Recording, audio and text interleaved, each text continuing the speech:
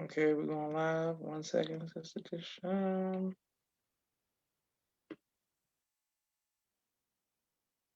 Okay, boom. And we are live. Yay! I want to thank everyone for tuning in to a very special edition of Off the Record on the People's Podcast this afternoon. We have an amazing guest with us, one who is going to give us some information as well as some inspiration, and that is none other than the educator, Sister Dishonne Muhammad. First of all, how are you doing, ma'am? I'm fine. Assalamu alaikum, Brother Joshua. Thank you for having me. No problem, no problem. The honor is all mine. Now, we have been friends on social media for quite some time, and I've seen you constantly travel and doing just a lot of work back and forth from Africa. But when I reached out to you, you told me that you even traveled places other than Africa. So can you just go over some of the places you've traveled, being an educator? Yes, well, I have been had an assignment in Shanghai, China. Okay. I've been to Qatar. I've been to Dubai. I've been to India and a few of the West African countries. Ghana. Spent a lot of time in Ghana, mainly. Yes, yes, ma'am. And when you're traveling abroad to all of these places, are you what about these different cultures are you learning from? And what can we learn from you being what can you bring back to us? Like, put us on to what it's like to be in India, China, Ghana. Well, you know what? When I travel to these different places, what I realize is there is a part of us everywhere. Mm, So, I'm always looking to expand, to grow and develop myself because you can't be an educator, you can't teach what you don't know, right? yes, So ma'am. it's always my goal to go and just grasp as much knowledge as I can and bring it back and share it. I in that vein, I like to take tours to Ghana and bring people there for that reason because that's one of my favorite places to travel. You asked that earlier off the record. That is Yes, my ma'am. favorite place to travel, and it's just so rich with culture and just bringing people together. I just love to do that. Okay, yes, ma'am. So when you go to Ghana, is there a misconception from people like myself who believe that when you go to Ghana, it's gonna be flies everywhere, people gonna be fighting and stuff like that? You're saying it's not like that. You're saying it's high civilization in Ghana. There is high civilization, and let me say this: today is Ghana's Independence Day. So Mm, this is the day that Ghana gained its independence as an independent nation. So they are actually building their nation, you know, after being released from British rule. So it's just amazing to watch all the development. And I encourage people that are here to bridge that gap and to go and help. There's just so much to do, ideas, whatever you bring, there's just so much growth and development, whatever you can think of, there's a place where you can build it right there in Ghana. So I enjoy that. I enjoy that bridge. Yeah. okay, great. One of my close friends is from Ghana, from high school, and he's constantly trying to get me to go visit, but the way he described it is not as cool as you just did, maybe perhaps or something, because I just didn't really, see it. I didn't quite answer your question. What I do want to say is this: no, there is a huge misconception about how there's lots of flies and all these things. I've even had people ask me like, where do you sleep? Like when you go, do you sleep in trees and stuff like that? Mm-hmm. And the answer is absolutely not. There's hotels, there's hostels, there's beautiful houses, just like here. There's development happening. There's agriculture. There's all types of things that are happening. There's economy happening. And I feel like because of the power of our dollar as compared to the city there, we have a lot to offer. We don't realize how much influence we have with our money, and we kind of throw it away, and we just don't honor the dollar here in America, and it goes so far when you take it abroad. So that's one of the things I really want people to realize is that when people here are living in poverty, that same amount of money that has you living in poverty, you can really, really, really go far there with it. In Africa. In Africa, yes. It's like Beautiful. 5-to-1 exchange. Mm, Yes, that's a lot of money. yes, ma'am. And When did you know that you wanted to go into education and that you wanted to travel the world teaching? I kind of fell into education, Brother Joshua. I grew up in San Francisco, and I thought I wanted to go to college. Well, I was pushed to go to college by my parents. And so I started junior college when I was like 18, and I needed a job, right? So I went to the job board, and there was a job for teacher's assistants at one of the junior high schools. And I went and I interviewed and I got that job. So I started along that line, and just one thing led to another. And I found myself in education. It was just kind of a forward type motion. And I actually, I was kind of in and out because I started traveling and I didn't go. So I didn't finish college that time when my parents wanted me to. I ended up going back to college after my children were born. I was like in my late 30s, early 40s when I actually went to college and was serious about it. Mm. And yeah, so it just kind of fell in my lap. Beautiful. Okay, and for those people who want to go back to college, later in life, what advice would you give to them? Just do it. Anything you want to do, just do it. It's never too late. I'm a mother of 5. A lot of that time I've been a single mother. And I was actually, at one of my college years, I was pregnant with twins and on bed rest for literally 4 months straight and able to still get my college work done. So whatever you put your mind to, you can do. Mm. So yeah, whatever you put your mind to, you can do. Well, I just had my midterm, so you made me feel a little guilty for complaining about my midterm because you talking about you was twins and bed rest. My God. Yeah, it's true. Wonderful. Okay, well, what has been your greatest trial in your traveling and in your education, and how have you overcome that trial? My greatest trial, so you're asking me 2 questions here. My greatest trial in education has been the decision to leave my own children at home while I went to teach someone else's children. That's always been something that was difficult for me to do. And because of that, I probably spent more time out of the classroom than I actually have during my whole time as an educator. Yes, ma'am. Because, I go into the school system and I see that things really aren't what they should be. And it's really an impossibility to teach and really teach and educate children when you got 30 in the classroom and it's just you, and you're trying to give everybody exactly what they need, right? And then you're thinking about your own children being taught by someone else if it's in the public school system, or being at home teaching themselves if you decide to homeschool them, and it really doesn't work. So that's been my biggest challenge. So a lot of times when I'm traveling, I'll take my children with me. I will homeschool them. I'll get an educational program from here and just a laptop and travel with it and just kind of work back and forth like that. That's been my biggest trial. Beautiful. And when you're traveling abroad, what type of food are you eating? Do you like the food that's over there, or do you like to eat American food? Well, where? There's so many places, so much. Okay, that's okay. That's okay. I love how you like to flex with. I've been to India. I've been to Gangang. I've been to Kungaba. Okay, so when you're in China, are you eating chicken fried rice, or are you eating like chicken sandwiches and stuff? It's funny that you ask about China specifically, because of all the places I've gone, I've had the most difficult time eating was in China.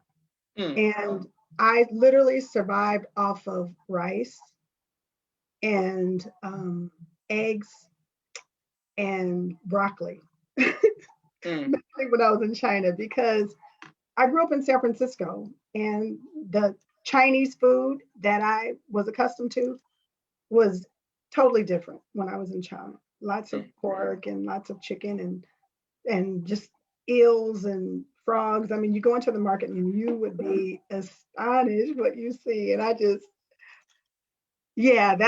was the most difficult. But I've been to places where the food was absolutely wonderful. I like Indian food. I enjoyed that a lot. And a lot of the Indians were vegetarians. So, kind of fit my palate. I love Ghanaian food. Okay.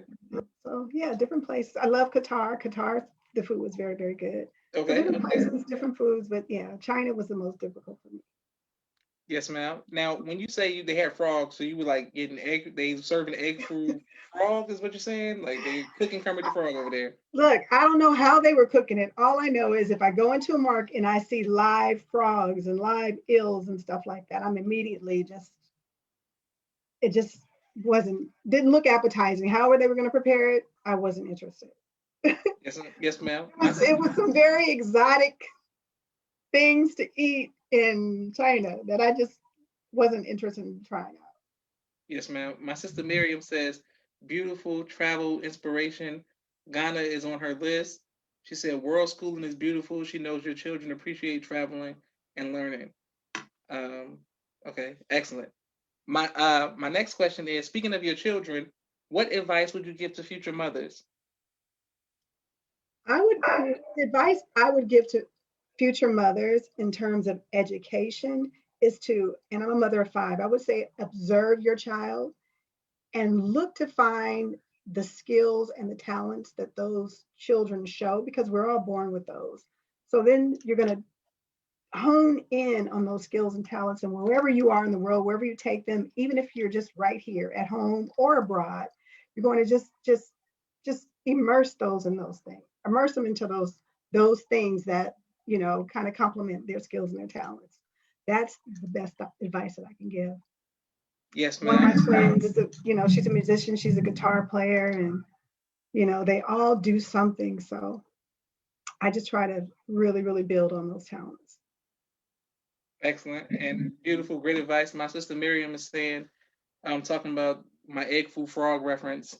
How she, thank you for that, bringing up the egg foo frog. But yes, ma'am. How has being a grandmother impacted your life? I love being a grandmother. I love being a grandmother, and I had a wonderful grandmother. My maternal grandmother was like my second mother, and she was wonderful. I would say she literally taught me love, and so just reflecting on her and how she was with me, I get to give that to my own grandchild. So it's been wonderful. I have two. I have a granddaughter, and then I have a grandson who is 13. So I love being a grandmother. Praise be to Allah. My sister Miriam says, where was your favorite country to travel with your children? My favorite country to travel with my children was Ghana. And I know I keep on pumping up Ghana, but it's literally my favorite. It's my favorite country. I love Ghana, and I took my children there. And actually, I left China. I was on a 2-year contract in China, and I left China early and said, okay, I've already blocked out these 2 years. I'm gonna spend the rest of the time in Ghana. So I took the children there, and that was the first time they actually went to school abroad. A lot of times when I take them abroad, they're homeschooling, but they physically went to a Muslim school in Kumasi, Ghana, and it was wonderful. It was absolutely wonderful. Yes, they learned a lot. It was great. Excellent. Yes, ma'am. And when you are there amusement parks or like sport, like what's for fun? What do y'all do for fun in Ghana besides like? What do we do? Go to there's a beach. You can Oh, go there's a to the beach. Okay. beach. Yeah, there's beaches. There's just a lot of things to see.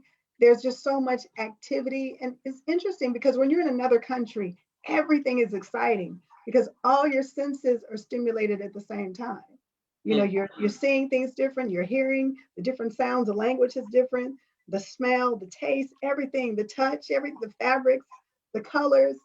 So everywhere you look, you're being stimulated. So it's exciting. It's better than an amusement park to me. Mm. Well, I look forward to experiencing that because I've never experienced an excitement that's better than an amusement park yet. So I got I got to get some culture in my life and travel, abroad. Do you like roller coasters, brother Joshua? Yes, ma'am. Okay, I like roller coasters too, but I'm more stimulated when I'm traveling. Okay, yes, ma'am. Excellent. My next question is, will you ever write a book about your personal life? I always say that I am going to write a book. Yes, the answer is yes. Um, the when is always the question. Mm. And they have programs now that I'm looking into where you can just literally talk into the microphone and kind of do chapters like that because time time is of concern. A lot of times you're doing a lot of different things, and one of these days, one of these days, one of these days. But yes, my intent is to write a book, even if it's a small one. Even if it's a small one. So maybe I have to get with you, Brother Joshua, because I know you are an author. Yes. Yes, ma'am. And I would love to assist you in that. Thank you. Yes, ma'am. And I've seen your stories on Facebook that you post. You just live an incredible life. If there are any educators that would like to reach out to you for advice or just some mentorship, can they find you on social media? How is that possible? Absolutely. Absolutely. I'm on social media on Facebook under Dishonne Muhammad. I would share my email address, Sister Dishonne at yahoo.com. Sister is spelled out and then Dishonne at yahoo.com. Please feel free to send me an email and I would love to share information with you. Excellent, great. I just have a quick 60-second commercial break, Sister Shine, for our sponsorships of this month's podcast. We have some great sponsorships, and I want to thank everyone who is sponsored and made donations because there are a lot of people who are behind the scenes that help keep the people's podcast going. Starting, if you would like to be a sponsor or donor, please Cash App the People's Podcast. That is our Cash App. My brother Rashad, Street Premiere Media Production. He has a 4K camera and a drone. He does television and film editing. Also, my sister Miriam, ABC I Love Me children's book and coloring book. Both are which are available on Amazon. Make sure we go out and get those. My sister Naima, Stay on Point Dance Academy, LLC. She teaches ballet virtually to young girls all across the country. We love our tiny dancers. Nations Auto Sales, LLC, out of St. Louis, Missouri. He will ship cars and trucks to you anywhere in the country. Make sure we reach out to our brother. Engineers of Tomorrow, LLC. It is a STEM preschool out of Dallas, Texas, where they're teaching, making young kings, queens, and gods right at preschool age, dealing with STEM. MTS Car Bros, any make, any model, any year, 30 to 50% off. Out of Los Angeles, they'll ship cars and trucks to you. Brother Kenneth, bow tie maker extraordinaire. He'll ship bow ties to you all across the country. We're coming right back to you, Sister Dishonne. Hip Hop Detox, they have a holistic approach to using music and culture to help build self-esteem in the public schools and middle schools all around the country. Thank you very much, Hip Hop Detox. Also, Queen is I, Poetry and Apparel. This is Latasha out of Indianapolis, Indiana. Make sure we support Queen is I, Poetry and Apparel, Sister Latasha. CBD Mom's Company is an infused self-care line. Kanika Yakub, thank you very much. So she has so many things that she offers. Let's make sure we reach out to Kanika Yakub for her CBD Mom Company self-infused self-care line. Thank you very much. My Letter A book by Sister Landra El Muhammad is a children's book. Make sure to reach out. My Letter A book by Sister Landra El Muhammad. Thank you very much. Coming right back to you, Sister Dishonne.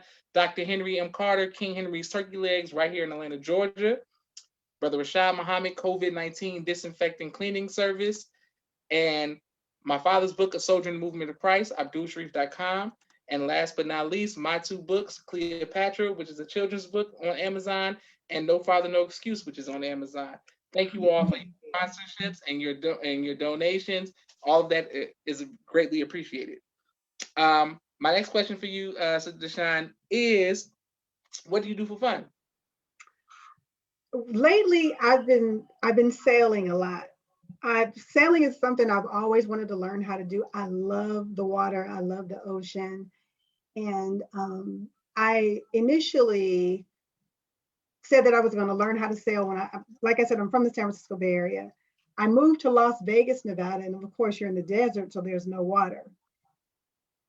And so when I came back to the Bay Area, I decided I was going to learn how to sail, and I've been doing it lately. And my goal is to train to the degree that I can sail from the San Francisco Bay Area to the Hawaiian Islands. So that's what I'm training for currently. And I'm able to sail like 3 or 4 times a week. Check you out. Okay. How far is that journey? Oh my gosh. It's like I would say it's going to take at least about 2 weeks, going and then 2 weeks coming. So it's quite a journey. And you're in the middle of the ocean. So I'm looking forward to Pacific. So it's the islands are right in the middle of Pacific. So it's And it takes 2 weeks. Okay, I gotta write that down. So 2 weeks, and on the Bay Area, about 2 weeks going and then 2 weeks coming back. And I hear coming back is a little bit more rigorous than going. yes, ma'am. So, And how do you store up food for that? well, you store food. There are inside sailboats. You have refrigeration systems, and then you stop different little places along the way. You know, you take coastal routes. So from here, I guess we would stop in Monterey, and then go a little bit further. We would stop in San Diego, and then head. You know, so you do stuff like that. That's amazing. And then Sister Dishonne lives an incredible life, y'all. What type of music do you like to listen to? all kind of music. I like reggae a lot. I like some hip hop. Mm. I like I like oldies a lot. I'm old school. I like oldies a lot. I love jazz. A lot of world music. Yeah, meditation music. I love all kinds of music. I don't like country music. I'll put you on some good country music. You just never heard the right music. I don't like My country. next question is, what do you want your legacy to be, Sister Dishonne? I want my legacy to be that I lived my life fully and completely on purpose with intention, and that I taught many, many people how to do the same thing. I don't want to be stuck anywhere. I don't want to be stuck in one way of doing anything. I don't want to be stuck living in just one place. I really, really, really believe that the earth is our home. And as such, we can be wherever we want to be, and we can be whoever we want to be, and we can do whatever we want to do righteously. Let me add that. Yes, So, ma'am. I want that to be my legacy. They're going to say, when they think about me, say, Sister Dishonne, she lived her life on purpose, Excellent. And without that's fear, without fear. beautiful. Sister Dishonne, do you have with all of this traveling you're doing, do you have a cash app or a way that people can support you in your travels? Yes, I do. It is Khalifa5, Cash App Khalifa5, KHALIFA5. That's my Cash App. Yes, ma'am. And I'll make sure I put that in the YouTube description as I well, so that appreciate people it. can support you. Yeah. Once we go to So we YouTube. are actually, let me just say this, Brother Joshua, we're actually taking off for Ghana this coming Monday. Okay. Okay. I've been working with a group of sisters. There are 7 of us traveling. I am taking 6 sisters to Ghana. Some of these sisters have never even been on an airplane before. Um, Others have never traveled that far before. And it's been just a pleasure working with them from the very beginning. We started working together in September, assisted them with getting their passport, assisted them with getting their visa. We've met monthly, and we will be taking off for Ghana for a 10-day journey of 3 cities this Monday. So I'm really looking forward to that. Beautiful, beautiful. And how long is the trip from here to Ghana? Well, we leave the Bay Area and we go to Jersey. And then from Jersey, we have a 10-hour flight to Togo. And then there's a small layover. So about maybe 17 hours total this trip. My God, man. 7 hours, 7 hours alone just over the Atlantic, over the water, 7 hours in a flight over the Atlantic. Beautiful. That Yes, always ma'am. amazes me. That part. And When I when think, you go go ahead. ahead. No, listen. No, that always amazes me that you're over the water for 7 hours straight in a plane. When you think That is about that, amazing. yeah, it's a And long time. when you get there, do you see Mufasa and Simba? Are they there, or like what's going on with that? Like you don't see none of them, no stampede. No, no. When you get there, you land in an actual airport, and you get your bags, and then you go out the doors, and you are met by just a sea of heat and Black people that are just looking you right in the face, and you're looking at them, and there's an immediate connection. I mean, just a sea of Black people everywhere.